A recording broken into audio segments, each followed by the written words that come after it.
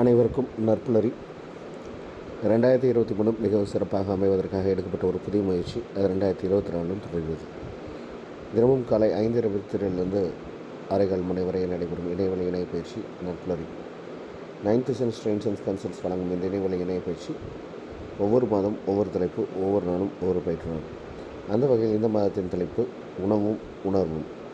இந்த தலைப்பின் கீழ் ஒவ்வொரு நாளும் ஒவ்வொரு ஆளும் மிகச்சிறப்பாக தங்கள் கருத்துக்களையும் அனுபவங்களை வழங்க இருக்கின்றனர். அந்த வகையில் இன்றைய நாள் ஆளுமை அவரை பற்றிய ஒரு சிறிய அறிமுகம் இந்த பயிற்சியின் இறுதியில் பின்னோட்டத்திற்கு முன்பு வழங்கப்படும்.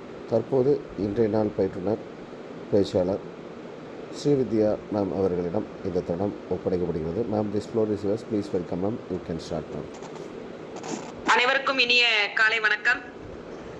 இன்றைய நாள் இனிய நாளாக அமைய எல்லாம் வல்ல இறைவனை பிரார்த்தித்துக் கொண்டு எனக்கு இந்த வாய்ப்பினை நல்கிய நற்புலரி தளத்திற்கு நன்றி கூறிக்கொண்டு என் உரையை ஆரம்பிக்கிறேன். அதாவது உணவு உணர்வு. உணவு அப்படிங்கிறது 3 எழுத்து, உணர்வு அப்படிங்கிறது 4 எழுத்து. அதாவது காலம் எவ்வளவு முக்கியமோ அது போல உணவும் முக்கியம், உணர்வும் முக்கியம். அதாவது ஆதி காலத்து தமிழர்கள் எப்படி இந்த உணவை வச்சிருந்தாங்க அப்படின்னா, நம்மலாம் இருக்கக்கூடிய காலத்துல இன்னைக்கு வேணா நம்ம மாடர்னேட்டா மாறிட்டோம். வீட்டுக்கு யாராவது வந்தாங்கன்னா வாங்க உட்காருங்க அப்படின்னு சொல்லிட்டு நம்மளோட வேலையை நம்ம செஞ்சிட்டு இருக்கோம். ஆனா ஆதி காலத்துல யாராவது நம்ம வீட்டுக்குள்ள இப்ப கூட ஒரு சில வீட்டுல ஒரு சில இடங்கள்ல நம்ம பார்க்கும்போது வாங்க உட்காருங்க அப்படின்னு சொல்லிட்டு ஒரு சொம்பு தண்ணி கொண்டு வந்து கொடுப்போம். அப்ப அந்த தண்ணிக்கு எப்பயுமே நேர்மறையான எண்ணங்கள் அதிகமா உண்டாமா.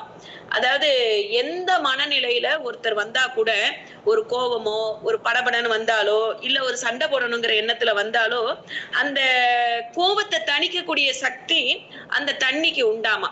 அதனாலதான் அந்த காலத்துல வந்தோடனே கொஞ்சம் தண்ணி குடிங்க அப்படின்னு சொல்லியிருக்காங்க. அதை நம்ம என்ன செஞ்சிருக்கோம், கொஞ்ச நாள் அடைவுல சில பழக்க வழக்கங்களை நம்ம மாத்திக்கிறோங்கிற பேர்ல தண்ணி சாப்பிடுறீங்களா அப்படிங்கறத கேக்குறத போய் இன்னைக்கு காஃபி, டீ, கூல்ட்ரிங்க்ஸ் அப்படி சாப்பிடுறோமான்னு கேக்குறோம். ஆனா பழக்கங்கள் அப்படிங்கிறது ஏதாவது ஒரு சயின்ஸ் அடிப்படைகள் அப்படின்னு அவங்களுக்கு தெரிஞ்சு வச்சாங்களோ தெரியாம வச்சாங்களோ தெரியல. ஆனா ஒரு உணர்வுகளுக்கு மதிப்பளிக்க வேண்டும், அவர்களுடைய உணர்வுகளை கட்டுப்படுத்துவதற்கு ஒரு தண்ணி அருமருந்து அப்படின்னு சொல்லிட்டு வச்சாங்க. அதே மாதிரி திருவள்ளுவர் சொல்வார், மருந்தென வேண்டாமாம் யாக்கைக்கு உற்றது நோய் அப்படின்னு சொல்வாரு. ஒருத்தன் என்ன அப்படிங்கறத சாப்பாட முதல்ல கண்ட்ரோல் பண்ணிட்டாலே அவனுக்கு நோய் வரவே வராதான். மருந்தென வேண்டாமாம் யாக்கைக்கு அப்படின்னு அழகா சொல்லியிருப்பாரு. அதாவது இந்த உடம்பானது பல எலும்பு, ரத்தம், சதை ஆகியவற்றால் ஆனது. ஆனா நம்ம சாப்பிடுறோம், ஒரு சில இடத்துல நம்ம நிறைய சாப்பிட்டுருவோம். சாப்பிட்டோன்னே என்ன செய்யுது அப்படின்னா, என்ன செய்யுதுன்னே தெரியாது அப்படிம்போம். ஒரு மாதிரி எனக்கு ஜீரணம் ஆகல, வாந்தி வர மாதிரி இருக்கு, என்னமோ நான் சாப்பிட்டது ஏதோ ஃபுட் பாய்சன் ஆயிடுச்சோ அப்படின்னு சொல்லிட்டு நம்மளே யோசிப்போம். அப்ப நீ சாப்பிடுகின்ற உணவுல உனக்கு எது உணவாக கூடிய மருந்தாக இருக்குமோ அதை நீ சாப்பிட்டேன்னா உன்னுடைய உடம்பு பாதுகாக்கப்படும்னாரு திருவள்ளுவர். அதனாலதான் சொல்லுவாரு, நோய் முதல் நாடி அது தணிக்கும் வாய் நாடி வாய்ப்பச் செயல் அப்படின்னா. ஏதோ சார் காய்ச்சல் அடிக்குது சார், நல்லாதான் இருந்தேன், திடீர்னு சளி பிடிச்சிக்கிச்சு சார், நல்லாதான் இருந்தேன், திடீர்னு வயிற்று வலி சார் அப்படின்னு சொல்லிட்டு நம்ம சொல்லுவோம். அப்ப என்னுடைய உணர்வுகள் என்ன செய்யுது அப்படின்னா, ஒரு தொண்டை வலி அப்படின்னா என்னால சத்தமா பேச முடியாது. ஒரு காய்ச்சல் வர மாதிரி இருக்கு அப்படின்னா உடம்புல இருக்கக்கூடிய ஒரு பகுதியில வரக்கூடிய கைகால் வலி அப்படின்னா அந்த உடம்பு முழுக்க பாதிக்கப்படுது. அப்ப இந்த உணர்வுகள் அப்படிங்கிறது என்னை எதன் மூலமா ரெப்ரசன்ட் பண்ணுது அப்படின்னா, நான் சாப்பிடக்கூடிய உணவுகள் மூலமாக. அதனாலதான் சொல்லுவாங்க, ஒரு மழை காலத்துல நல்ல மிளகு ரசம் சாப்பிடு, சூடா சாதம் சாப்பிடு, வேப்பம்பூ ரசம் வச்சு சாப்பிடு, அதே மாதிரி மணத்தக்காளி வத்தல் போட்டு சாப்பிடு, சுண்டவத்தல் போட்டு சாப்பிடு அப்படின்னு சொல்லிட்டு. அப்ப ஒரு மருந்தாக இருக்கக்கூடிய உணவு என்னை கட்டுப்படுத்தக்கூடியதாக இருக்குது. அதே மாதிரி பார்த்தோம்னா இப்போ சீசன் சபரிமலைக்கு மாலை போடக்கூடிய சீசன். அந்த சீசன்ல பாத்தீங்கன்னா 48 நாள் காத்தால எழுந்திருச்சு பச்சை தண்ணியில குளிச்சுட்டு நல்ல, அதாவது நான்வெஜ்ஜே சாப்பிடாம சாத்வீக உணவுகள், அதாவது கோபத்தை வரவழைக்காத உணவுகளை சாப்பிடக்கூடிய நேரங்கள் இது. ஏன் கோபத்தை வரவழைக்காத உணவுகள் அப்படின்னு சொல்றோம்னா, நம்ம காரமா சாப்பிடும்போது நம்மளோட மூளையில இருக்கக்கூடிய ஒரு பகுதி என்ன செய்யணும்னா அளவுக்கு அதிகமான அமிலத்தை உற்பத்தி பண்ணுமா. அந்த அமிலத்தை உற்பத்தி பண்ணும்போது அந்த மூளையில இருக்கக்கூடிய பகுதி என்ன செய்யுது, டைரக்டா மனதோட ரெக்டிஃபை பண்ணிருமா. அப்ப ரெக்டிஃபை பண்ணும்போது நம்மளுடைய வார்த்தைகள் எப்படி இருக்கும்னா டு பி ஆர்டரிங்கா தான் இருக்குமா. செய்யறியா அப்படின்னு கேட்கறதுக்கு பதிலா செய்ய அப்படின்னு சொல்லிட்டு சொல்லுமா. அது நார்மலான வேர்ட்ஸ் தான். ஆனா நம்ம அடிக்கடி அதை நம்ம யோசிச்சு பார்க்கலாம். வீட்டுல எங்கேயாவது நம்ம பேசும்போதே நம்ம பார்க்கலாம், நமக்கு ரொம்ப உரிமை வாய்ந்தவர்கள், நமக்கு ரொம்ப பழக்கப்பட்டவங்க கிட்ட நம்மளுடைய கோவத்தை எப்படி காமிக்கணும், ஏன் நானே தான் செய்யணுமா, நீ செய்யக்கூடாதா, அது கோவத்தோட வெளிப்பாடுகளா இல்ல அன்பினோட வெளிப்பாடுகளா அப்படின்னு நம்ம சொல்ல முடியாது. ஆனா இது ரெண்டுமே இந்த கனெக்டிவிட்டி நம்மளோட ஃபுட் ஹேபிட்ஸ்ல இருக்கு அப்படின்னு சொல்லிட்டு ஐடென்டிஃபை பண்ணியிருக்காங்க. குறிப்பா சொல்ல போனோம்னா இப்ப இருக்கக்கூடிய உணவுகள் அப்படின்னு சொல்ற இடத்துல புத்துணர்ச்சி தரக்கூடிய உணவு வகைகள் நிறைய இருக்கு. குறிப்பா சொல்ல போனோம்னா இந்த ஆன்டி ஆக்சிடென்ட் இருக்கக்கூடிய கிரீன் டீ, மின்ட் டீ, துளசி டீ, அதுக்கப்புறம் வெந்நீர் நிறைய வச்சு ஒரு எலுமிச்சம்பழத்தை புழிஞ்சு குடிங்க அப்படின்னு சொல்லிட்டு சொல்லுவாங்க. அப்ப நான் ஏதாவது ஒரு வேலை பளுவின் காரணமாக சோர்வுற்று இருக்கும்போது எனது மூளை ஆட்டோமேட்டிக்கா ஏதாவது ஒண்ணு தேடி பரிசீலனை பண்ணும். அப்ப நான் பரிசீலனை பண்ணும்போது நான் உடனடியா அந்த இடத்துல ஒரு காஃபி சாப்பிடலாமா, டீ சாப்பிடலாமா அப்படின்னு பார்க்கும்போது ஒரு சிலருக்கு ஒரு சில பழக்கங்கள் இருக்கும். ஆனா இந்த காஃபி டீ அப்படிங்கறதோட இந்த ஆன்டி ஆக்சிடென்ட் இருக்கக்கூடிய மூலிகை டீல என்ன இருக்குதுன்னா மூளைக்கு ஒரு புத்துணர்ச்சியை கொடுக்குதாமா. குறிப்பா சொல்ல போனோம்னா எங்களோட சைக்காலஜி டேர்ம்ஸ்ல மன அழுத்தத்துல இருந்து வெளியில வரலாம். அதாவது ஸ்ட்ரெஸ் பேஸ்டு அப்படின்னு சொல்லுவாங்க. நல்லாதான் இருப்போம், நல்லாதான் நார்மல் ஹியூமன் பீயிங்கா தான் இருக்கிற மாதிரி இருக்கும். ஆனா அவங்களுக்குள்ள பார்த்தோம்னா ஏதாவது ஒரு அழுத்தம் இருந்துகிட்டே இருக்கும். குறிப்பா சொல்ல போனோம்னா அவங்களால எந்தவித செயலையுமே மனசோட விரும்பி செய்ய முடியாது. அதே அவங்களுக்கு நல்ல சந்தோஷமா இருப்பாங்க. சந்தோஷமா இருக்கும்போது அவங்களுடைய வேலைகள் பன்மடங்கு செய்வாங்க. அப்ப சந்தோஷமா இருக்கிற வேண்டிய சூழ்நிலைகளை நான் ஏற்படுத்துறதோட சந்தோஷமான சூழ்நிலைகளை நான் உட்கொள்கின்ற உணவு மிக முக்கிய காரணமாக இருக்கு.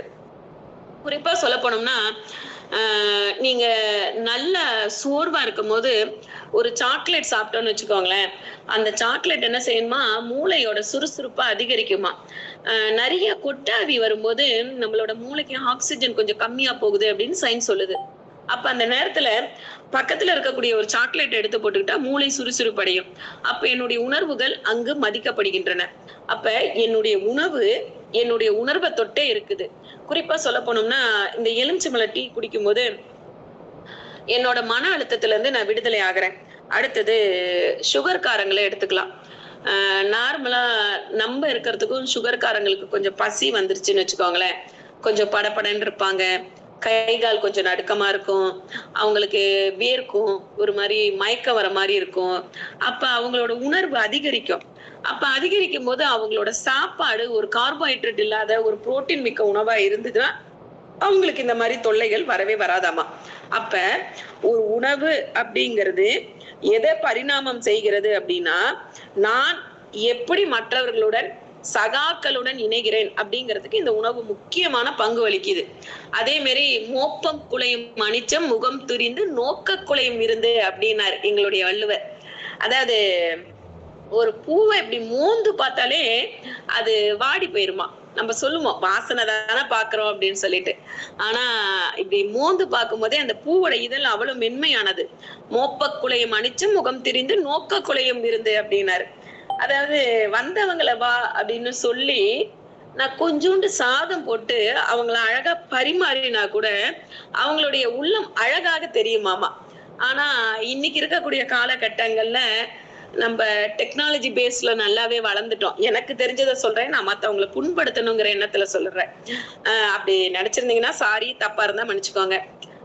ஆனா இன்னைக்கு இருக்கக்கூடிய கலாச்சாரங்கள் என்ன அப்படின்னா நல்ல வாழை இலையில போட்டு ஒரு உப்பு வச்சு ஒரு ஊறுகாய் வச்சு 2 காய் வச்சு ஒரு கூட்டு வச்சு ஒரு அப்பளம் வச்சு ஒரு பாயசம் எல்லாம் போட்டு ஒரு வடை அப்பளம் பாயசம் அப்படின்னு சொல்லிட்டு எனக்கு எங்க அம்மா எங்க அத்தை எங்க சித்தி எங்க சித்தப்பா அப்படின்னு சொல்லிட்டு எனக்கு சாதம் போடுறதுக்கும் ஒரு 3வது நபர் யாருன்னே தெரியாது அவங்களுக்கு என்ன உறவுகள்னு தெரியாது. அவர் என்ன செய்வாரு, எல்லாருக்கும் போடுற மாதிரி எனக்கும் போடுவாரு. அப்ப எங்க அம்மா எனக்கோ, எங்க சித்தியோ, எனக்கு எங்க அத்தையோ, எங்க பெரியப்பாவோ, எங்க அண்ணனோ, என் தங்கச்சியோ, எங்க வீட்டுக்காரரோ எனக்கு சாப்பாடு போடும்போது, இவளுக்கு இது பிடிக்கும், இது பிடிக்காது. இது நல்லா சாப்பிடுவா, இது நல்லா சாப்பிட மாட்டா. இது இவளுக்கு நல்ல விருப்பப்பட்ட உணவு அப்படின்னு சொல்லிட்டு அவங்களுக்கு தெரியும். ஆனா இத நம்ம கொஞ்சம் கொஞ்சமா இந்த உணர்வுகளை நம்ம மாறிட்டோம். எப்படி அப்படின்னா, முன்ன பின்ன தெரியாத அது ஒரு சூழ்நிலைகளோட சந்தர்ப்பங்களாக கூட இருக்கலாம். ஆனா இந்த சூழ்நிலை எல்லாருக்கும் ஒரே மாதிரி உணவுகள், ஒரே மாதிரியான பரிமாறர்கள். அப்ப என் பக்கத்துல இருக்கிறவங்களுக்கு நான் நல்ல தோழியா இருக்கலாம், நல்ல உறவுகளா இருக்கலாம். ஆனா அந்த ஏத்தாப்புல பரிமாறுறவங்களுக்கு நான் ஒரு ஆள், அவ்வளவுதான். அப்ப என்னுடைய உணர்வுகள் அந்த இடத்துல எனக்கு அந்த உணவு தேவைப்படும். ஆனா எல்லாருக்கும் முன்னாடியும் கேட்கறதுக்கு கூட நான் என்ன செய்யலாம், கொஞ்சம் யோசிக்கலாம்.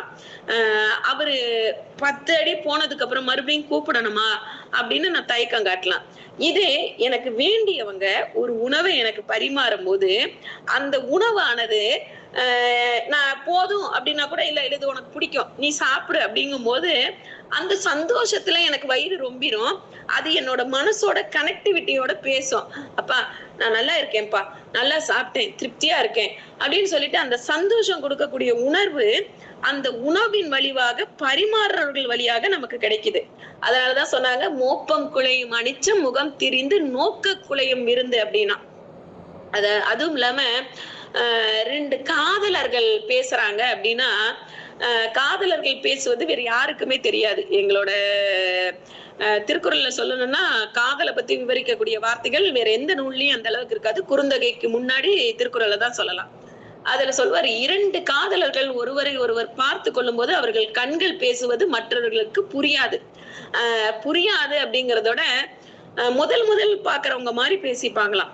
ஆனா அந்த 2 காதலர்கள் கண்ணுல பேசிக்கிறதே அவங்களுக்கு ஒரு நல்ல கல்யாண சாப்பாடு சாப்பிட்ட மாதிரி இருக்குமா.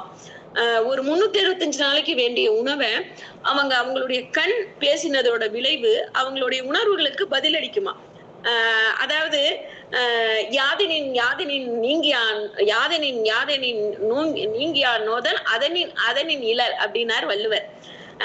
இதுல என்ன சொல்லலாம் அப்படின்னா, நான் எந்தெந்த பொருள்ல பற்று வச்சிருக்கணும் அந்தந்த பொருள் மேல பற்ற விட்டுட்டேன்னா நான் நல்லா இருக்கலாம் அப்படின்னாரு. ஆனா குறிப்பா சொல்ல போனோம்னா, நல்லா சாப்பிடணும்னு ஆசையா தான் இருக்கு. ஆனா சாப்பிடும் போதே சுகர் ஏறிடுமா, பிபி ஏறிடுமோ, கொலஸ்ட்ரால் ஏறிடுமோ, ஐயோ பக்கத்துல உட்காந்துருக்கிறவங்க ஒரு மேல தப்பா பாப்பாங்களோ, என்ன இவங்க கேட்டு வாங்கிக்கிறாங்க அப்படின்னு நினைச்சிருவாங்களோ அப்படின்னு சொல்லிட்டு நம்ம ஒரு விதமான தயக்கத்துல சாப்பிடும் போது என்னுடைய உணவானது எனக்கு திருப்தியை தருது. ஆனா என்னுடைய உணர்வுகளை வெளிப்படுத்துதா அப்படின்னு பார்த்தா, ஏதோ சாப்பிட்டேன்ப்பா, நல்லா இருந்துச்சு, எப்படி இருந்துச்சு, நல்லா இருந்துச்சு. அந்த உணர்வுகள் என்னை வழி நடத்தி செல்கிறதா அப்படின்னு பார்த்தோம்னா வழி நடத்தும். ஆனா ஒரு 70% தான் அது வழி நடத்துது. மீதி 30% நமக்குள்ளேயே நம்மள தொலைச்சுக்கிறோம். அப்ப உணவு அப்படிங்கிறது நமக்கு வேளைக்கு சாப்பிடக்கூடியது கிடையாது. அதாவது மனித இனம் அப்படிங்கிறது மற்ற இனங்களிலிருந்து சிந்திக்கக்கூடியது. தன்னுடைய செயல், சொல், வாக்கு, மொழி ஆகியவற்றின் மூலம் தனது உள்ள நிகழ்வுகளை வெளிப்படுத்துவதுதான் மனித நிகழ்வு. அப்படின்னு பார்த்தோம்னா, என்னுடைய வார்த்தைகள் கூட சில பேருக்கு உணவா இருக்கலாம். இன்னைக்கு நல்ல சாப்பாடு சாப்பிட்ட திருப்தி மேம், இன்னைக்கு நீங்க கொடுத்த உரை அப்படின்னு சொல்லக்கூடிய ஆற்றல்களும் சில பேர்கிட்ட இருக்கும். நானே சில பேருடைய பேச்சுக்கள் எல்லாம் கேட்டேன்னா, சில பேருடைய கோட்பாடுகள், சில பேருடைய தத்துவ மொழிகள், சில பேருடைய வாக்கியங்கள் எல்லாம் படிக்கும் போது எனக்கு அவங்களுடைய வார்த்தைகள் ஒரு அச்சடிச்ச மாதிரி இருக்கும். நேத்தா முந்தா நாளா ஒரு காரல் மார்க்ஸோட வார்த்தைகள் படித்தேன். தாமதிக்கும் ஒவ்வொரு வினாடியும் நீ அளிக்கப்படும் வினாடி இன்னொருவருக்கான பரிசு அப்படின்னாரு. நம்ம 1 செகண்ட் தானே அப்படிங்கிறோம். ஆனா அந்த 1 செகண்ட் நீ இன்னொருத்தருக்கு கொடுக்கக்கூடிய பரிசு அப்படின்ட்டாரு. அப்ப அந்த உணர்வுகளை அவர் தூண்டுறாரு. எதன் மூலமாக? எழுத்தின் மூலமாக. இப்ப கல்யாணம் ஆகி நம்ம ஒரு இடத்துல இருந்து ஒரு இடத்துக்கு வந்தோம்னா, எங்க அம்மாவோட சமையலுக்கும் எங்க மாமியார் வீட்டு சமையலுக்கும் என்டையர்லி டிஃப்ரெண்ட். எங்க அம்மாவோட சமையல் எப்படி இருக்குன்னா, கொஞ்சம் புளிப்பு அதிகமா இருக்கும். எங்க மாமியார் வீட்டு சமையல் எப்படி இருக்குன்னா புளிப்பு டாமினேட்டிங் கேரக்டரா இருக்காது. அப்ப இந்த கார உணவு கொண்டவங்களுக்கும் புளிப்பு உணவு கொண்டவங்களுக்கும் வித்தியாசம் என்ன அப்படின்னா, கார உணவு கொண்டவங்க தன்னுடைய வார்த்தைகள்ல எப்பயுமே ஒண்ணு இருக்கு இல்ல, முடியும் முடியாது. அந்த கமா ஃபுல் அவங்க கிட்ட கமா அப்படிங்கறதே இருக்காது. ஒன்லி ஃபுல் ஸ்டாப் மட்டும்தான் இருக்கும். ஆனா இந்த சைக்காலஜிக்கல் டேர்ம்ஸ்ல அதாவது புளிப்பு அப்படின்னு சொல்லக்கூடிய உணவுகளை சாப்பிடக்கூடிய மனிதர்கள் எப்படி இருப்பாங்க அப்படின்னா, அதாவது எல்லா சூழ்நிலையும் எல்லா மக்களுக்கும் தன்னுடைய கருத்துக்களை தெளிவுபடுத்துறாங்களோ தெளிவுபடுத்தலையோ அதை சொல்லுகிற விதத்துல ஒரு என்ன செய்வாங்க அப்படின்னா சாஃப்ட் ஸ்போக்கனா இருப்பாங்களாமா. அதாவது எது அப்படின்னா இந்த புளிப்பு, இந்த டாமினேட்டிங் புளிப்பு சாப்பிடுறவங்க அதாவது ஹார்டரிங்கா இருக்காதான் இவங்களுடைய வார்த்தைகள். ஒரு மைல்டு கேரக்டர்ஸா, அதாவது ஒரு புயல் அடிக்கிறதுக்கும் ஒரு தென்றல் அடிக்கிறதுக்கும் உள்ள வித்தியாசங்கள் தான் இந்த வித்தியாசங்கள். ஒரு புயல் அடிச்சா ஐயோ காத்து அடிக்குது 50 கிலோமீட்டர் 100 கிலோமீட்டர் வேகத்துல. ஆனா ஒரு தென்றல் அடிக்கும் போது அதோட உணர்வுகளை நம்ம உணர முடியும். அந்த மாதிரி இந்த சாப்பாடு அப்படிங்கிறது நமக்கு தெரியாம நம்மளுடைய உணர்வுகளை கட்டி காக்கக்கூடிய சக்தி இந்த சாப்பாட்டுக்கு உண்டு, இந்த உணவு வகைகளுக்கு உண்டு. குறிப்பா சொல்ல போனோம்னா இந்த கம்பங்கூழு, கேப்பக்கூழு, அதுக்கப்புறம் ராகி இதெல்லாம் சாப்பிடுவாங்க. எப்ப சாப்பிடுவாங்க? குறிப்பா சொல்ல போனோம்னா வெயில் காலங்கள்ல சாப்பிடுவாங்க. அப்ப ஆட்டோமேட்டிக்கா நம்மளுடைய உடம்போட நிலைமை எப்படி இருக்குன்னா கொஞ்சம் டெம்பரேச்சர் ஹெவி, வெளியில இருந்து சூரியனுடைய வெப்பம் அதிகமா இருக்கு. அப்ப நம்மளுடைய உடம்பு ஆட்டோமேட்டிக்கா டெம்பரேச்சரை ரெடியூஸ் பண்ண ஹினேல் பண்ணும்போது அப்ப நோய் அதிகமா வரும் அப்படின்னு சொல்லிட்டு அந்த உணவுகள்ல ஒரு குளிர்ச்சியை கொடுக்கணும் அப்படிங்கிறதுக்கோசரம் கொடுக்கக்கூடிய உணவுகள் தான் இந்த கம்பங்கூழு, ராகி கூழு. இப்ப அம்மா வாக்கும் போது கூட சொல்லுவாங்க, நிறைய நீர் மோர் கொடுங்க, பானகம் கொடுங்க, இளநீ கொடுங்க அப்படின்னு சொல்லிட்டு. அப்ப ஒவ்வொரு உணவுகளும் ஏதாவது ஒரு வகையில் நமக்கு உணர்வுகளுடன் சம்பந்தப்பட்டதாக இருக்கு. குறிப்பா சொல்ல போனோம்னா எத்தனை பேர் வீட்டுல இந்த பழக்கம் இருக்கு, எத்தனை சமூகத்துல இந்த பழக்கம் இருக்குன்னு தெரியாது. பிகாஸ் எங்களோட சமூகத்துல இந்த பழக்கம் உண்டு. ஒரு குழந்தை 8 மாசம் ஆகி 10 மாசம் ஆகி அதுக்கப்புறம் இந்த படி தாண்டும். வீட்டுல இருந்து பாத்தீங்கன்னா முட்டி போட்டு படி தாண்டும். படி தாண்டினோட அங்க இருக்கக்கூடிய பெரியவங்க என்ன செய்வாங்க அப்படின்னா அந்த குழந்தைய அந்த படியில, அதாவது வீட்டுக்குள்ள இருக்கிற நிலப்படியை தாண்டினா அந்த படியில உட்கார வச்சு சின்ன சின்னதா மணி கொழக்கட்டை பண்ணி, ஒரு ஆளாக்குலயோ ஒரு படியிலயோ மணி கொழக்கட்டை பண்ணி அந்த குழந்தைய உட்கார வச்சு அந்த குழந்தையோட தலையில அந்த கொழக்கட்டைய கொட்டுவாங்களாம். அது எனக்கு ரொம்ப நாளா தெரியாமையே இருந்தது. அதாவது என் பெரியவனுக்கும் பண்ணினாங்க, சின்னவனுக்கும் பண்ணினாங்க. நான் கேட்டேன், எதனால இந்த கொழக்கட்டைய கொட்டுறீங்க? ஒரு பொருளை பண்ணி அத படியில கொட்டி அத மறுபடியும் எடுத்து மறுபடியும் சாப்பிடும் போது அதுல இருக்கிற குப்பை தான் எனக்கு கண்ணுக்கு தெரியுதோட அந்த பொருளோட செஞ்சதே வீணா போயிடுது அப்படின்னு சொல்லிட்டு சொன்னேன். அப்ப அவங்க எங்க வீட்டுல இருந்த பெரியவங்க சொன்ன கதை என்ன அப்படின்னா, ஒரு குழந்தை ஒரு படியை தாண்டது அப்படிங்கிறது இந்த உலகத்துல அது தன்னோட இயல்பை வெளியில கொண்டு வர்றது அர்த்தம். அதாவது ஒரு கொழக்கட்டை நீங்க எந்த கொழக்கட்டையா இருந்தாலும் வெளியில பாக்குறதுக்கு வெள்ளையாதான் இருக்கும். பட் அதுக்குள்ள இருக்கக்கூடிய காரம், அதுக்குள்ள இருக்கக்கூடிய இனிப்பு, அதுக்குள்ள அதை டேஸ்ட் பண்ணும் போதுதான் தெரியுமா. அதனால எங்க பாட்டி சொன்னாங்க, கொழக்கட்டையோட வெளித்தன்மை வெள்ளையாதான் இருக்கு, ஆனா அது உப்பா இனிப்பா அப்படின்னு நான் சொன்னாதான் பிரிஸ்கிரைப் பண்ண முடியும். இந்த குழந்தை இன்னைக்கு வெளியில தாண்டி இருக்கான், தாண்டும் போது இந்த உலகத்துல இவன் நல்லவனா வருவானா கெட்டவனா வருவானா, இல்ல இவனுடைய சோசியல் லைஃப் எப்படி இருக்கும் மத்தவனுக்கு பிரிஸ்கிரைப் பண்றது இந்த வெளி உலகம். உள்ள இருக்கக்கூடிய உலகம் இவனை பிரிஸ்கிரைப் பண்றது. இவன் நல்லவனா வாழ்றதுக்கும் கெட்டவனா வாழ்றதுக்கு இந்த உணவானது பயன்படும். நான் உப்பை தேர்ந்தெடுக்கிறேனா இனிப்பை தேர்ந்தெடுக்கிறேனா, உப்பு அளவாக பயன்படும், இனிப்பும் அளவாக பயன்படும். இது ரெண்டுமே அதிகமா இருந்துச்சுன்னா நம்மளுடைய உணர்வுகள் அங்கு மட்டப்படுத்தப்படும் அப்படின்னு சொல்லிட்டு இந்த சின்ன வயசுலயே இவ்வளவு பெரிய எலாபரேட் ஸ்டோரியை எனக்கு சொன்னாங்க. அதனால ஒரு கொழக்கட்டைக்கு நான் இத்தனை நாள் சாப்பிட்டிருக்கேன், எங்க வீட்லயும் பண்ணிருக்கிறாங்க. ஆனா எனக்கு இது தெரியாது. ஏதோ உப்பு கொழக்கட்டை இனிப்பு கொழக்கட்டை அப்படின்னு சாப்பிட்டுட்டு இருப்போம். அதுக்கப்புறம் பூரண வச்சதெல்லாம் சாப்பிடுவோம். அப்போ ஒவ்வொன்றுக்கும் எங்க பாட்டி காரணம் சொல்லுவாங்க. அதே மாதிரி வேப்பம்பூ ரசம் வைப்பாங்க. சனிக்கிழமைனா எண்ணெய் தேய்ச்சி குளிச்சுட்டு வேப்பம்பூ ரசம் வைப்பாங்க. நான் சொல்வேன், ஆம்பளை பையனா எண்ணெய் தேய்ச்சி குளிச்சுட்டு வேப்பம்பூ ரசம் வைக்கிறீங்க, பொம்பளை பிள்ளைங்கன்னா செவ்வாய் வெள்ளி எண்ணெய் தேய்ச்சி குளிக்கணுங்கிறீங்க, அந்த பிள்ளைங்களுக்கு என்ன மாதிரி உணவு கொடுப்பீங்க அப்படின்னு கேட்பேன். ஆம்பளை பிள்ளைங்களுக்கு தான் சனிக்கிழமையானா எண்ணெய் தேய்ச்சி குடிச்சிட்டு வேப்பம்பூ ரசம் வைக்கணும். ஏன் அப்படின்னா பல மனிதர்களுடைய தொடர்பு ஒரு பெண் பிள்ளையோட ஒரு ஆண் பிள்ளைக்கு அதிகமானது அப்படிம்பாங்க. எப்படி அப்படின்னு கேட்டோம்னா, குறிப்பா சொல்ல போனா பெண் பிள்ளைங்க அந்த அளவுக்கு ஓடி ஆடி விளையாட மாட்டாங்கம்மா. அவங்க கை கால் தொட்டு வெளியில தொட்டு வெளி இடத்துக்கு போய் 4 ஃப்ரெண்ட்ஸோட இருந்து ஒரு டம்ளார புடிச்சு இல்ல ஒரு இடத்துல ஒரு பேனா புடிச்சு இல்ல சிகரெட் புடிச்சு ஏதாவது ஒரு சூழ்நிலைகள்ல தன்னை மறந்து பயணிக்கக்கூடிய தன்மைகள் இந்த ஆண் பிள்ளைங்களுக்கு அதிகம். ஆனா பெண் பிள்ளைகள் எப்பயுமே ஒரு பிரிகாஷனரியோட பழகுவாங்க. அதனால எதன் மூலமாக ஒரு உணவுல ஏற்படக்கூடியது அவனோட வயிற்று பகுதியை பாதிக்கும். அப்ப அந்த வயிற்று பகுதியை நான் கிளீன் பண்ணிட்டேன்னா அவன் நாள் முழுக்க நல்லா இருப்பான்னு சொல்லிட்டு இப்ப வரைக்கும் சனிக்கிழமைனா எண்ணெய் தேய்ச்சி குளிச்சுட்டு வேப்பம்பூ ரசம் கம்பல்சரி எங்களோட திட்டத்துல ஒரு நாள் உண்டு. அதே மாதிரி இன்னொரு உணவு சொல்லுவாங்க, அங்காய பொடி அப்படின்னு சொல்லிட்டு. அதுல பார்த்தோம்னா அதுல இருக்கக்கூடிய மூலிகை பொருட்களே ஒரு 16 வகையான மூலிகை பொருட்கள் இருக்கும். அதையெல்லாம் நல்லா வறுத்து பொடி பண்ணி சாத்துல போட்டு புடிச்சு சாப்பிட சொல்லுவாங்க.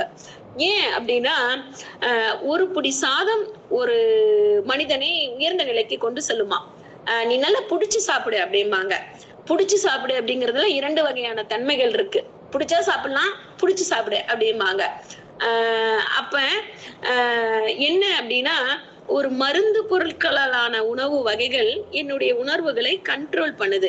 எப்படி கண்ட்ரோல் பண்ணுது? எனக்கு கோபம் அதிகமா வரக்கூடாது, சந்தோஷம் அதிகமா இருக்கக்கூடாது, மகிழ்ச்சி அதிகமா வந்தாலும் அதுக்கான நேரங்கள்ல நம்ம ஒதுக்கிக்கணும். எல்லா நேரங்களும் ஒரே நேரமான நேரங்களா இருக்காது.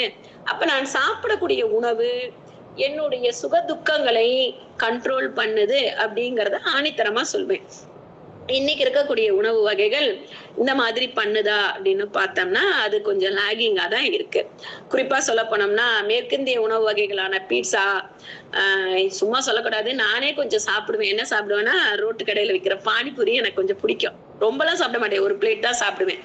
ஏன்னா எனக்கு அதுக்கு என்னமோ ஒரு அடிக்ட் ஆயிட்ட மாதிரி. அது ரொம்ப சாப்பிட மாட்டேன், என்னைக்கு அது அக்கேஷனலா. ஆனா சாப்பிட்ட உடனே கொஞ்சம் வயிற்றும் வலிக்கும்.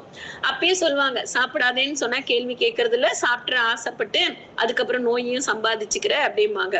ஆனா என்றாவது ஒரு நாள் செய்யக்கூடிய தவறு, கொஞ்சம் கொஞ்சமா செய்யக்கூடிய தவறு என்றாவது ஒரு நாள் பெருந்தவறாக இருக்கும் அப்படிம்பாங்க. அந்த மாதிரி இப்ப கொஞ்சம் கண்ட்ரோல் பண்ணிக்கிட்டேன் என்னோட டெம்டேட்டிங்க்கு. ஏன்னா ஏஜ் 1 year 46 ஆனதுனால. அப்ப ஒரு உணவு ஆனது என்னை சரிவிகத்தில் வைக்கப்பட்டால் என்னுடைய உணர்வுகளும் சரிவிகத்தில் வைக்கப்படும் அப்படின்னு அழகா சொல்லலாம். அப்ப அந்த குறிப்பா சொல்ல போனோம்னா என்ன மாதிரி உணவெல்லாம் நான் சாப்பிட்டா என்னுடைய உணர்வு ரெப்ரசன்ட் பண்ணும் அப்படின்னா இயற்கையோட இணைந்த உணவு. இன்னைக்கும் சொல்ல போனோம்னா ஒரு சில ஆசிரமத்துல எல்லாம் பாத்தீங்கன்னா அந்த பூண்டு, வெங்காயம், இந்த ஸ்பைசஸ் எல்லாம் சேர்க்காத ரா மெட்டீரியல்ஸோட சாப்பாடு போடக்கூடியதெல்லாம் இருக்கு. ஈஷால பார்த்தோம்னா அங்க ஒன்லி ஃபார் ரா மெட்டீரியல்ஸ் தான். எல்லாமே பச்சையாவே சாப்பாடு இருக்கும்.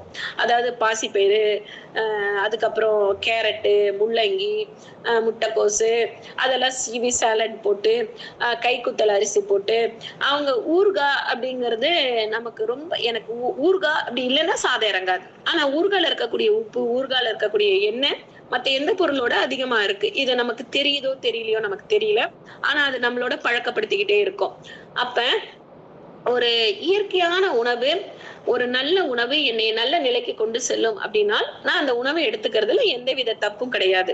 ஆனா இந்த உணவு அப்படிங்கிறது 2 விதமாக இருக்கு. ஒண்ணு நானே செஞ்சு சாப்பிடுறது, இன்னொன்னு ஆர்டர் பண்ணி சாப்பிடுறது. ஆர்டர் பண்ணும்போது வரக்கூடிய பிரச்சனைகள் என்ன அப்படின்னா அவங்க எல்லாருக்கும் சமைக்கிறாங்க.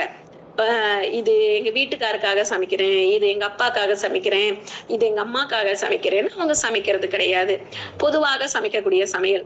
ஆனா ஒரு குடும்பத்துல சமைக்கும் போது என்னதான் சண்டை சச்சரவுகள் இருக்கட்டுமே, அந்த குடும்பமானது இன்னைக்கு என் பையன் சாப்பிடாம போயிட்டான், இன்னைக்கு எங்க வீட்டுக்காரர் சண்டை போட்டுட்டு போயிட்டாரு, என் பெரிய பொண்ணு கோச்சிட்டு போயிட்டா, இன்னைக்கு அவ அதை கேட்டா என்னால பண்ண முடியல, ஆனா நாளைக்கு இதை பண்ணி தரணும் அப்படின்னு நான் ஒவ்வொரு நாளும் பிரிஸ்கிரைப் பண்ணிப்பேன்.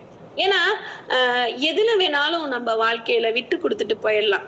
ஆனா ஒரு உணவு அப்படிங்கறதுல என்னால காம்ப்ரமைஸ் அப்படிங்கறதுல வரவே முடியாது. குறிப்பா சொல்ல போனோம்னா நான் ஒருத்தரை, அதாவது எப்படி சொல்றதுன்னா எத்தனை பேர் எங்க போய் சாப்பிட்டாலுமே என் பொண்டாட்டி சமையல் மாதிரி இல்ல அப்படின்னு சொல்லக்கூடிய ஆண்களும் இருக்காங்க.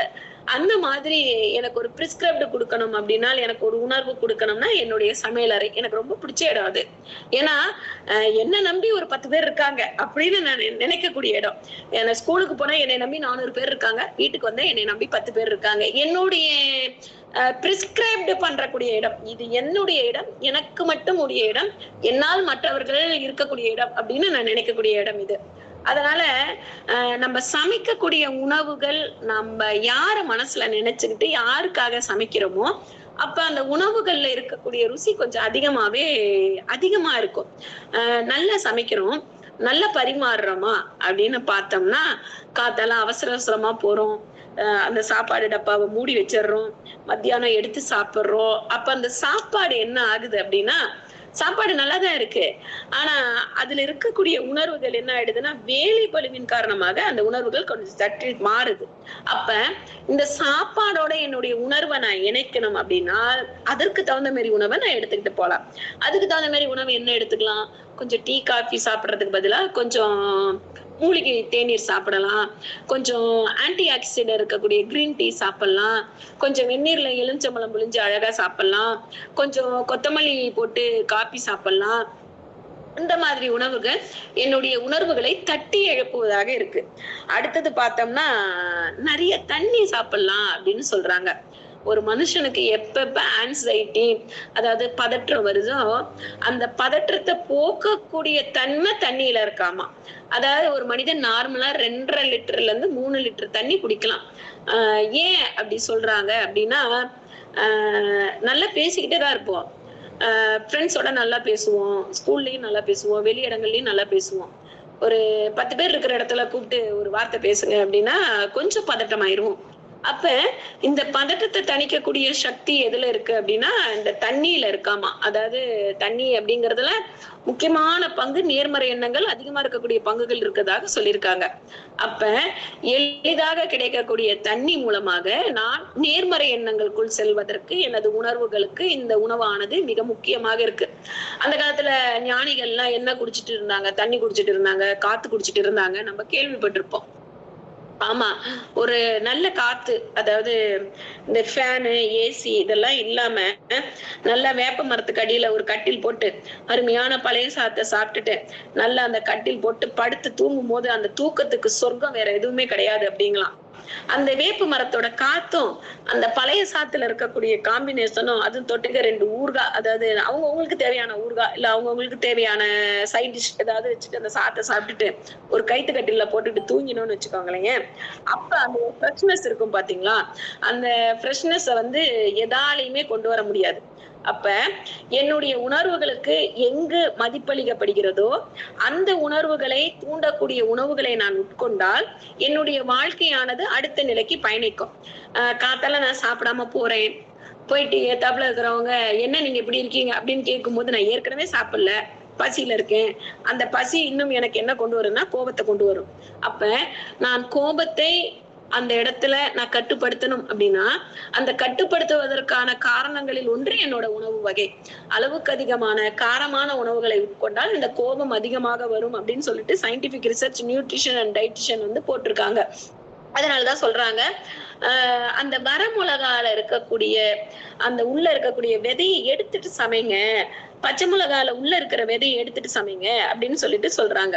அப்ப ஒரு நோய் நம்மை வராமல் இருக்க வேண்டுமானால் முதலில் நாம் கவனம் செலுத்த வேண்டியது நம்முடைய உணவு. அந்த உணவுகளின் மூலமாக நான் உணர்வுகளை பெறுகிறேன். உணர்வு அப்படிங்கிறது என்ன அப்படின்னு பார்த்தோம்னா, என்னை தொடுவது மட்டும் உணர்வு கிடையாது. என்னை தொட்டதன் மூலமாக மற்றவர்களிடம் நான் நேசிக்க வைப்பதும் உணர்வு. அது எதன் மூலமாக இருக்கு? ஒண்ணு உணவு. அந்த உணவு கொடுக்கக்கூடிய அடுத்த பாடம் என்னன்னா, நான் பேசக்கூடிய சொற்கள். அப்ப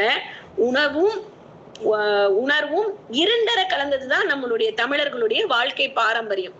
குறிப்பா சொல்ல போனோம்னா, ஒரு குழந்தை இருக்குன்னு வச்சுக்கோங்களேன், அந்த குழந்தை வந்தோடனே வீட்டுக்குள்ள வந்தோன்னா அப்பாவை பிடிச்சு கொஞ்சம், அம்மாவை பிடிச்சு கொஞ்சம், அது கொடுக்கக்கூடிய முத்தம் இருக்கு பாத்தீங்களா, அந்த முத்தத்தை ஒரு அம்மா நல்லா ரசிச்சாரு வச்சுக்கோங்க, ஒரு அப்பா நல்லா ரசிச்சாருன்னு வச்சுக்கோங்க, அந்த அப்பாக்கு அன்னைக்கு சாப்பாடே எடுபடாது. அதுதான் உணர்வு.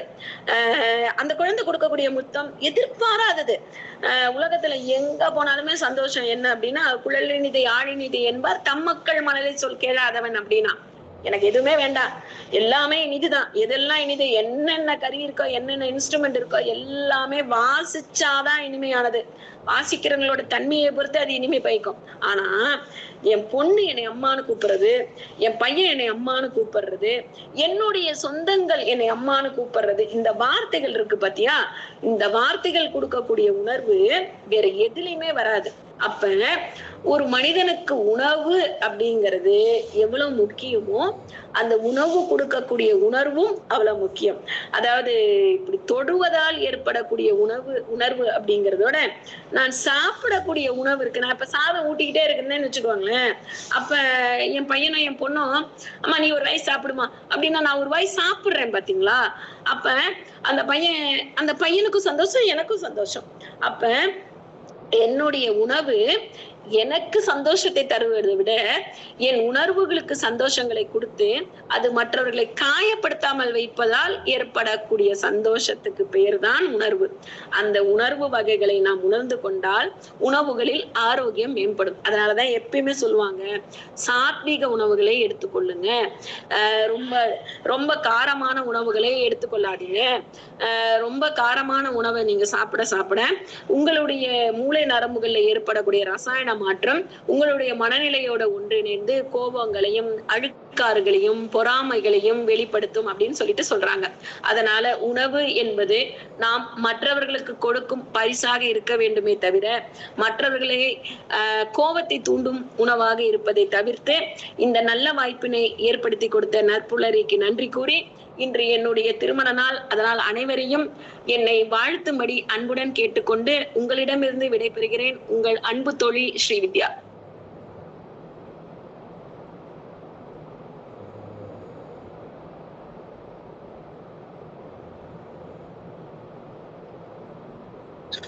இறைவா இறைவா இறைவா இறைவா, எங்கள் சகோதரி திருமண நாளுக்கு இறைவா உன் பேரருள் நிறைக நிறைக நிறைக.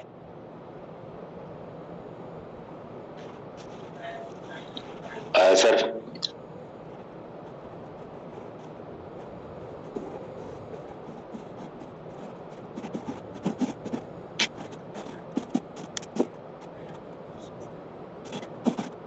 சார் குமரேசன் சார் இருக்கீங்களா சார்?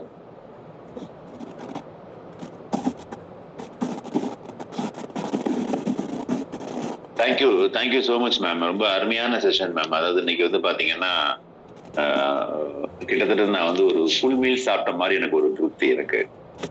நான் ஆக்சுவலி இப்போ கோயம்புத்தூர்ல இருக்கேன், ஒரு வேலை விதமாக இங்கே வந்திருக்கேன். நான் சென்னையில இருந்து கிளம்பி வந்திருக்கேன். வெளியூர்ல வந்து வீட்டு சாப்பாடு சாப்பிட்ட ஒரு திருப்தி எனக்கு இப்போ இருக்கு. அது எப்படி தலைவாழையில போட்டு நமக்கு இஷ்டப்பட்ட பதார்த்தங்கள் எல்லாத்தையுமே வச்சு சாப்பிட்ட மாதிரி ஒரு ஃபீலிங். ஒரு சுவைக்கும் என்ன மாதிரி உணர்வுகள் இருக்கும் அப்படின்னு சொல்லி ரொம்ப அருமையா சொன்னீங்க. உணர்வு அப்படிங்கிற விஷயத்துக்கு வந்து ரொம்ப ஆப்டான ஒரு விஷயங்கள் வந்து நிறைய எடுத்து சொல்லியிருக்கீங்க. அது பரிமாறுறதுல இருந்து சாப்பிட்றதுல இருந்து அத்தனை விஷயங்கள் நீங்க சொல்லியிருக்கீங்க. Thank you so much for your valuable time and sharing ma'am. Feedback கொடுக்குறவங்க வந்து கொடுக்கலாம் ஃப்ரெண்ட்ஸ். நீங்கள் ஹேண்ட் ரைஸ் பண்ணீங்கன்னா வாய்ப்புகள் தரணும் ஃப்ரெண்ட்ஸ்.